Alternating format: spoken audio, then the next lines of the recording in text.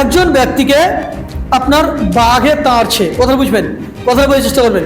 বাঘে তাড়ছে, সে দৌড়তে দৌড়তে দৌড়তে একটা কুয়াতে যে আশ্রয় নিল, কুয়াতে যে আশ্রয় নিল, কথা বুঝবেন। যখন আশ্রয় নিল, তাকে কিন্তু বাঘে তাড়ছে এবং সে আশ্রয় নিচ্ছে কুয়াতে। কুয়াতে যখন আশ্রয় নিচ্ছে, তো দেখা গেল নিচে আপনার কুমির রয়েছে, নিচে কুমির রয়েছে, কথা বুঝবেন। এখানে কয়েকটা পয়েন্ট একদম খুবই চমৎকার আছে। কুমির যখন রয়েছে, তো ওই যে রশ্মিটা ধরে আছিল, ওই যে আপনার আশ্রয় নিয়েছে রশ্মিটাকে ধরে আছে, দেখছে তো রশ্মিটা আবার চুহাতে রশ্মিকে কাটছে, আপনার চুহাতে রশ্মিকে কাটছে, দড়িটাকে চুহাতে কাটতে আছে। এখানে 3 রকম বিপদ ছিল তার মধ্যে, কথা বুঝবেন। 1 নম্বর বিপদ হচ্ছে বাঘে তাকে তাড়ছে। 2 নম্বর বিপদ হচ্ছে যে সে যে আশ্রয় নিয়েছে কুয়াতে, সে কুয়ার নিচে আবার কুমির রয়েছে। এবং 3 নম্বর সমস্যা হচ্ছে যে সে যে রশ্মিটা ধরেছিল, সে রশ্মিকে আবার চুহাতে কাটছে, কথা বুঝবেন। 3 রকম সমস্যা এখন সে পড়ে গেছে, 3 রকম সমস্যায় সে পড়ে গেছে।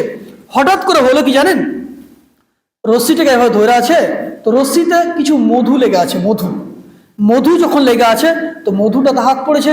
আর যখনই হাত পড়া, এবার হাতটা দিচ্ছে, যখন জিভাতে যখন আপনার টাচ করছে, তো দেখছে অনেক টেস্টি, মানে এত টেস্টি যে আপনার কুহাতে যে কুমির রয়েছে, আর সামনে যে আপনার বাঘে তাড়ছে, আর এদিকে রশ্মি যে আমার আপনার চুহাতে কাটছে, 3টে জিনিস কিন্তু সে ভুলে গেছে, কথা বুঝবেন। আবার বলছি দেখেন, বাঘে তাকে তাড়ছে, আশ্রয় নিল কুয়াতে, দড়ি ধরলো, নিচে দেখছে কুমির রয়েছে এবং সে রশ্মিকে আবার চুহাতে কাটছে। 3 রকম সমস্যা তার কাছে এসে পড়েছে। কিন্তু 4র্থ নম্বর পয়েন্টে হলো কি জানেন, যে তার হাত কিন্তু একটা মধুতে যখন লেগেছে, তো মধু যখন সে আপনার জিভাতে আপনার টাচ করছে, যখন আপনার টেস্ট করে দেখছে, তো অত্যন্ত স্বাদিষ্ট। ব্যতিক্রম ভাবে হলো কি জানেন, সে মধুর চক্করে পড়ে সে বাঘের কথাও ভুলে গেছে, সে নিচেকার কুমিরও ভুলে গেছে, এবং সে যে তার যে রশ্মিটা কাটছে, সে রশ্মির অবস্থাও ভুলে গেছে।